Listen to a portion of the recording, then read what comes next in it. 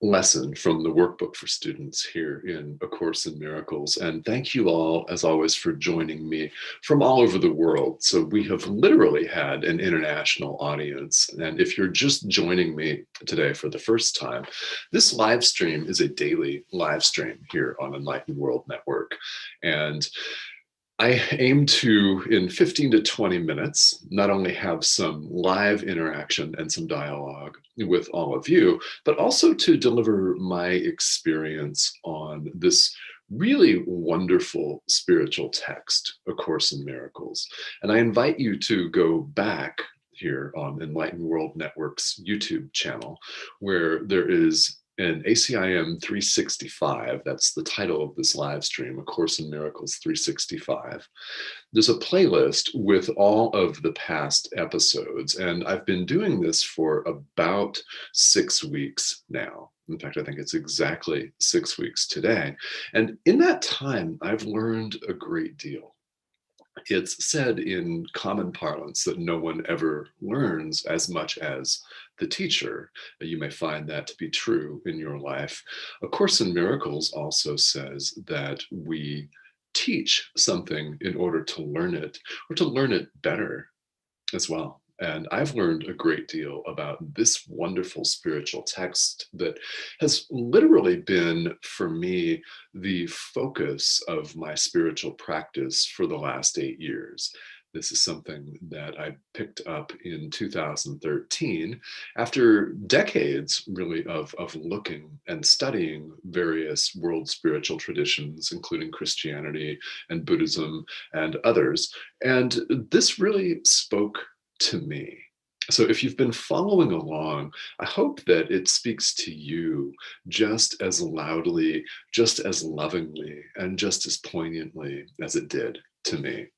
And if you've been following along and you're not sure, that's all right.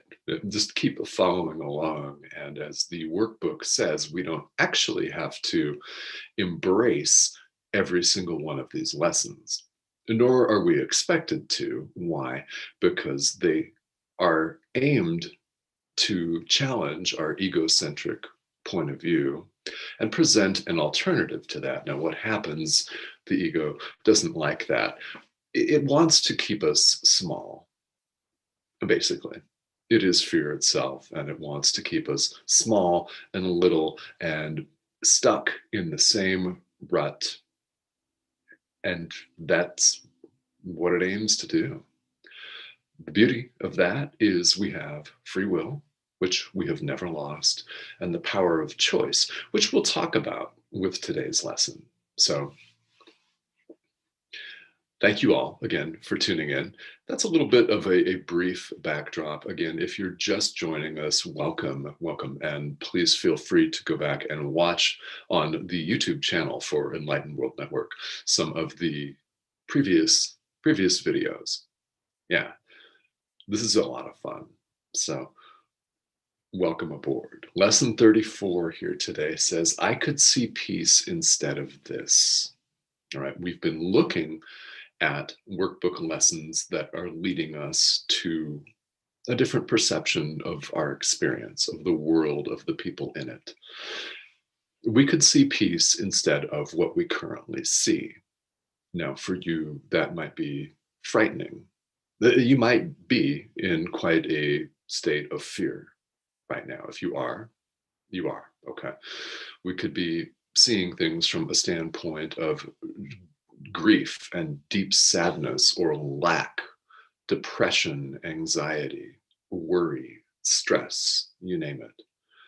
Lesson 34, we could see peace instead of this. Now, one of the things that, if you've been practicing some form of a spiritual tradition or meditation or yoga, whatever that looks like for you, this may sound obvious until we actually go to practice this. And then you realize, well, we actually do, in fact, need this repetition because our habitual tendencies keep coming up. And you may find yourself falling back into the same patterns of thought and of behavior that you have entertained for lifetimes immemorial, right? We're conditioned this way, and we're interrupting that. We're interrupting our regularly scheduled programming happily. All right. So we can see peace instead of what we see right now. And now it's all internal. What happens, and this may seem obvious to the spiritual practitioner, but we need repetition of the obvious, don't we? It's that peace of mind is an internal matter, as it says here in the commentary. It's an inside job, right? If we have a peaceful mind that emanates outward, we teach peace, we are peace, we extend it and shoot it out into the world. If we are worry or fear, hate, if we're feeling vindictive, that's what we emanate out into the world. So our internal world, in fact, is the cause of our external world. It's what we see is the result of our own minds, and the power that is inherent in that is tremendous. It's nothing other than the power of God. That's what we are. And we have the ability, should we choose to do it, to change the way we see everything, to completely alter our entire experience, both individually and collectively, as we extend that out into the world. Extend peace. It has to begin with your own thoughts. So, what do we do if we're overwhelmed with all of these other thoughts of fear, sadness, anxiety, depression, worry? Well, enter the workbook for students. We simply practice this idea. Practice today's idea. From your own peaceful mind, a peaceful world will arise. Okay? From your own peaceful mind, a peaceful world will arise. That is how you will perceive things. That is how they will appear to you. This does work. If it seems like it's incredible, well, that's okay. I invite you to just try it and see how it works out for you. But really try it, not just think about it, right? The workbook involves our actual doing of something. Because nothing gets manifested or created, does it, if we simply hold the thought and don't take any action. That's not enough, right? And the action that we take is in the present moment when we decide that we're going to choose love, whatever form that takes. And if we're looking at lesson 34 in the workbook, it's a decision that you make when you remember today's lesson to practice. That's it. That's it. That's really literally all that we need to do. But we do need to be diligent, and we do need to make a habit out of that. Now, what happens when you do? Your entire world changes. Your entire world changes. You see, quite literally, a different world. You see things differently. So it's all internal.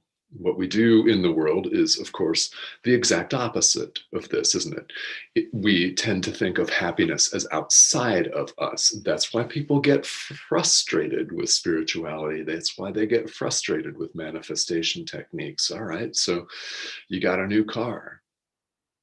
Congrats, right? Does it make you happy? Now, happiness can't be found in external objects, can it? It's internal. Yeah, it's internal. So the mind, yes, can create circumstances that bring us a Rolls Royce or $1 million, but happiness is entirely internal. It can't be found, literally cannot be found outside. Why? As we're seeing in the workbook, external objects don't really ultimately matter. They don't ultimately exist. What ultimately exists is our own nature, our own reality, which is love, and it's none other than the power of God. So, what more could you want? The Course says throughout that a tranquil mind is not a small gift, and it's not. It is not at all a small gift. Ask yourself, would you rather be stressed or would you rather be calm? Which do you prefer? Stress is a badge of honor in a lot of modern societies. I live in the United States, and it certainly is cool in certain circles to run around frantic. Well, how's that working out for you? If you are happy, truly happy. I mean, you may live in another country, and some of those, it's exactly the same, isn't it? Because we all think of happiness as outside of us, and if your happiness comes from someone else's point of view of seeing you as a wonderful, diligent person because you're running around stressed and you're overscheduled and you can't actually do anything because you've scheduled 19 different things at once, how's that working out for you, really? Really? I mean, I hope that you ask yourself that. Real happiness can't be found outside of us. Happily, we're perfectly complete as we are, and we always have been. We always have been. So, workbook lessons like this help orient the mind toward peace. They are one of the ways back. And really, we'll discover when we get there that we haven't really gone anywhere at all, that there's never been any place really to go. We just peel off veils, if you will, layers and blinders that are blinding us to the truth of who we are. Who put them there? We put them there. So we had the power to put them there. Guess what? We have the power to remove them. We just have to choose to do so. That's all. So practice on day lesson 34 for these workbook lessons is getting longer, right?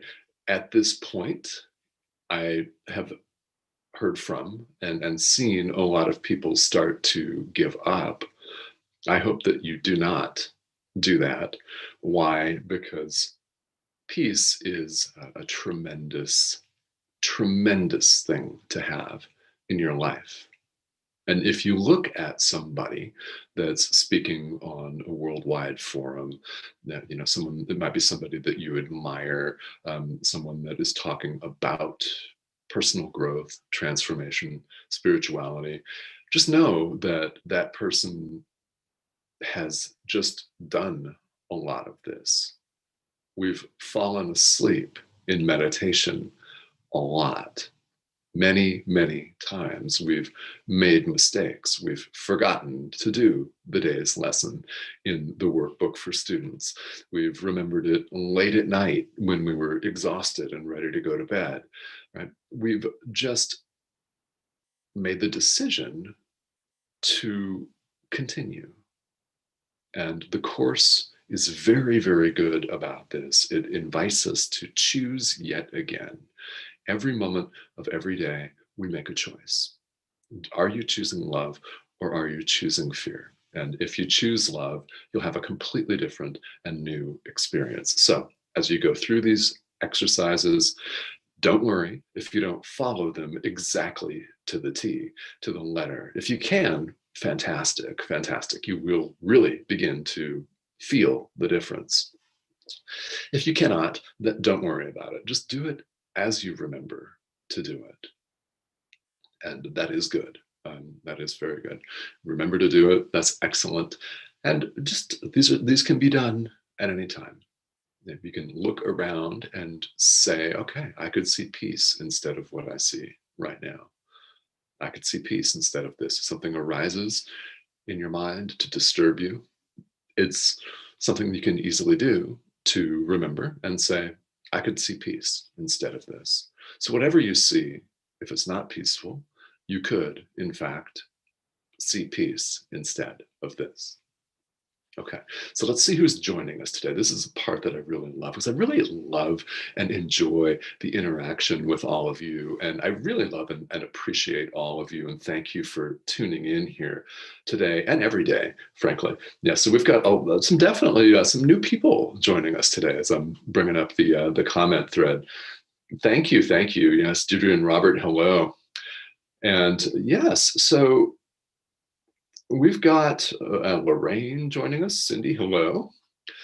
So, if you all ever have any questions or comments about A Course in Miracles or about spirituality in general, feel welcome to type them here in the comments because I do look at and I do read these comments and I will get back to you. And this is just, it's very interesting because a Course in Miracles brings up a lot of questions. And in my opinion, any authentic spiritual path, any spiritual path worth the time in engaging on should bring up a lot of questions for you. And question and answer inquiry is really, it's part of the process. So I'm here to be a help and a resource for all of you. So please feel free to ask.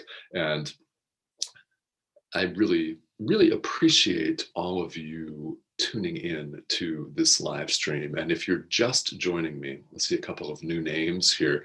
This is daily. It's a daily live stream. Check the show guide for the day for Enlightened World Network right here on their Facebook page. And if you haven't liked the page and followed it yet, please do that. This is really wonderful programming from a lot of different spiritual teachers and light workers from all over the world, different backgrounds. There's a lot of beautiful programming here on this network, and I really thank you all for tuning in, and I will see you back here again tomorrow. Everyone have a great day. And